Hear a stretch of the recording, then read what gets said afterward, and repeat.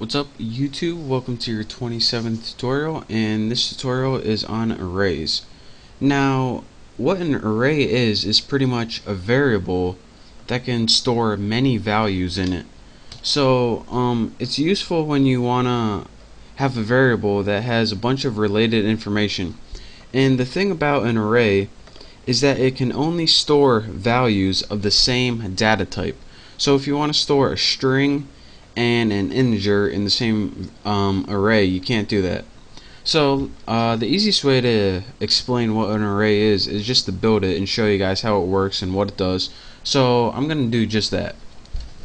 The syntax for creating an array is simply, first thing you have to type in is what type of array you want to create.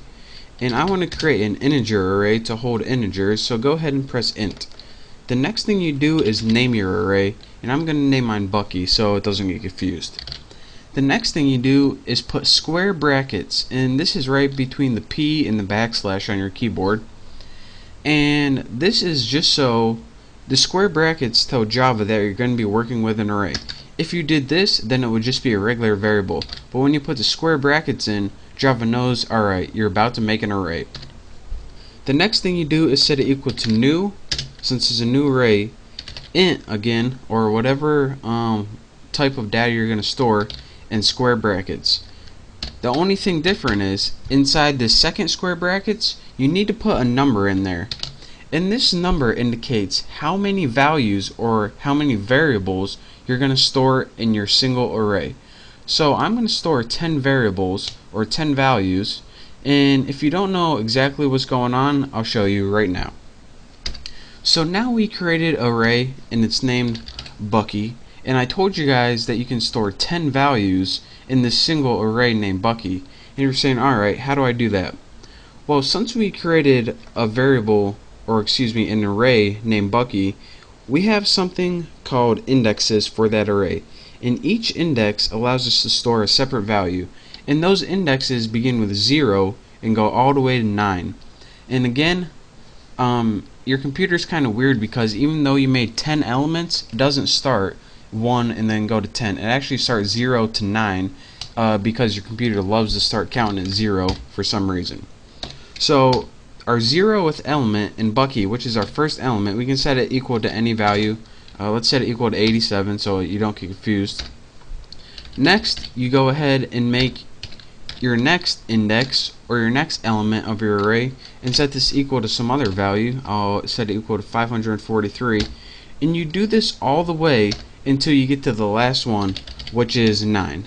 Let me just leave a couple out because I don't feel like typing them all. And now, once you did all of this and you set all your elements of your array equal to value, you can use those elements in your array, and I'll show you how to use them.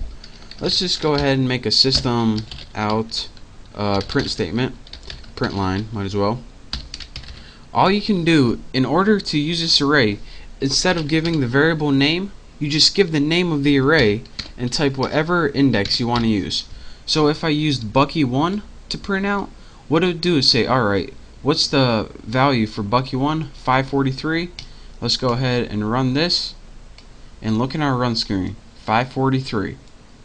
So that's how you can use an array. And again, an array is pretty much a single variable that can hold multiple values depending on what you typed. So for example, we made this array able to hold 10 values, so it was able to hold 10 things. I only made 3 right here because I was too lazy, but you can make 0 through 9, which would give you 10. And again, how you use it, just write the name of your array and then write this little subscript that's called an index inside, and that's how you reference it, just like you reference a regular variable. Now if you're saying, alright, an array wouldn't be really useful if we needed to type every single variable over and over again. Well, an array comes in handy. Let me get rid of this stuff right here. One of the neat things about an array is you don't have to type 10 variables when making your array. There's another way that you can do this, and let's just go ahead and get rid of everything. Let's tighten this up a little bit. That's what she said. Another thing you can do is make something called an array initializer.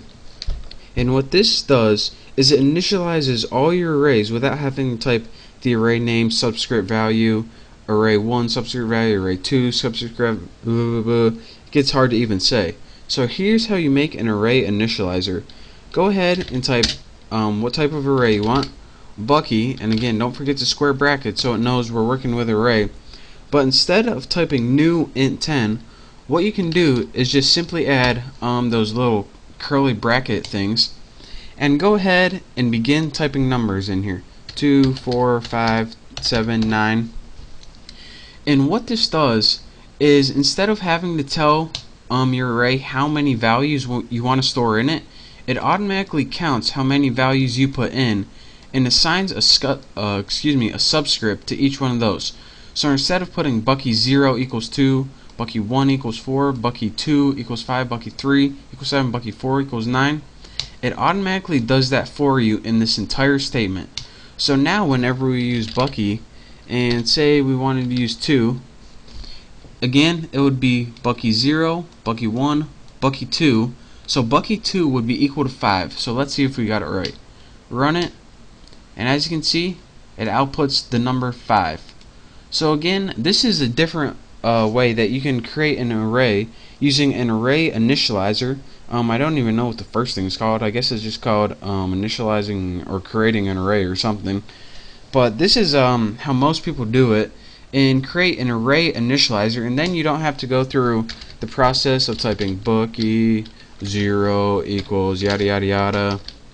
You don't have to do that a million times. All you have to do is type it in a nice little list, and it automatically does all the work for you.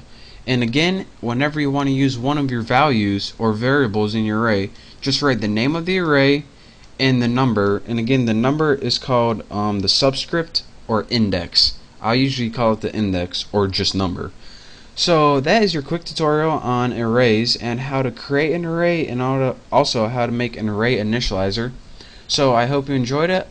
Practice this a little bit, and in the next couple tutorials I'll show you how to use arrays in programs and how they're useful and why they're useful in applications. So thank you guys for watching. Don't forget to check out my next tutorial, and I will see you then.